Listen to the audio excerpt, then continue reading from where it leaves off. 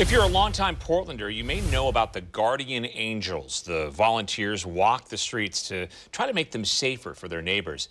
But now there are only 2 members left. Yeah, just 2. Fox 12's Connor McCarthy spoke with them about the gun violence that is gripping the city. He joins us now live with their thoughts about the shootings we've been seeing and how the situation compares to the gang violence we saw in the late 1980s. Connor? Well, Pete and Bonnie, even though there are only 2 members left of the Guardian Angels here in the Portland chapter, they're still hitting the streets, riding the MAX trains, and talking to community members, including here in Northeast Portland, trying to stop this gun violence and saving lives.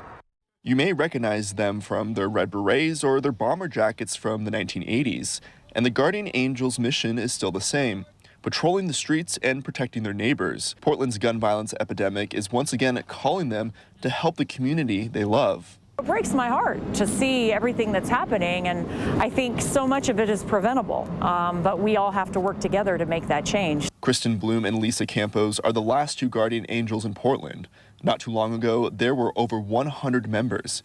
Campos was one, volunteering for over 35 years. You had a lot of gangs fighting over turf wars back then. There was just a lot of Crips and Bloods, predominantly. And then, of course, it expanded to other gangs. She says the violence in the 80s and what's happening now are very similar. It's not much of a difference in the sense of that it seems more random because they're all over the place. Before, they were all basically in North Portland, but now they've been spread out. Over the weekend, Portland police said the city reached over 1,000 shootings, nearly 85% of them in North or East Portland. The community has to be more upset and more angry. Why are we going back?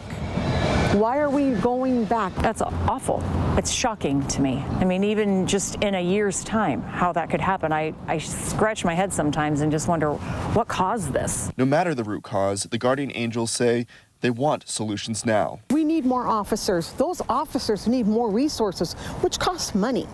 If people want them to get retrained, then let's get them the resources to get them retrained.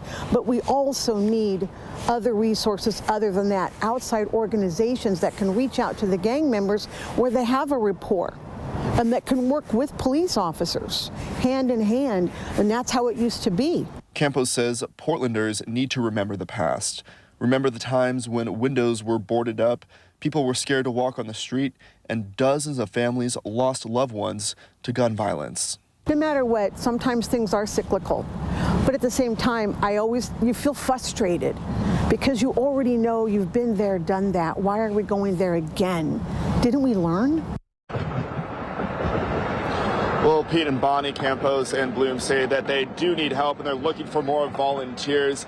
They say that you can go to their Facebook page and message them if you would like to help. Now, with less resources in the city, they say it's up to the community to volunteer and do their part in stopping this gun violence. And Pete and Bonnie, I just want to tell you this quick little story about when I was interviewing both of them down at the Beaverton MAX station. A man got off the train, recognized those red berets, approached them and said, "Thank God you are here. I am scared for my city, but you guys give me hope."